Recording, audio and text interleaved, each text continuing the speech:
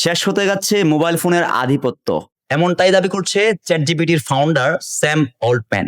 তিনি রিসেন্টলি একটা দারুণ জিনিস আবিষ্কার করেছেন, যেটার নাম দিয়েছে তিনি সুইট পিক, যার মাধ্যমে তিনি দাবি করছেন যে ফিউচারে আমাদের আর মোবাইল ফোন তেমন একটা ব্যবহার করতে হবে না, কারণ এটা আপনি আপনার কানে এয়ারবাডসের মতো লাগিয়ে রাখলে আপনি যা কথা বলবেন সব কথা সে রিড করে সেই জিনিসগুলোকে সে আপনার টাস্ক আকারে কমপ্লিট করে দিবে।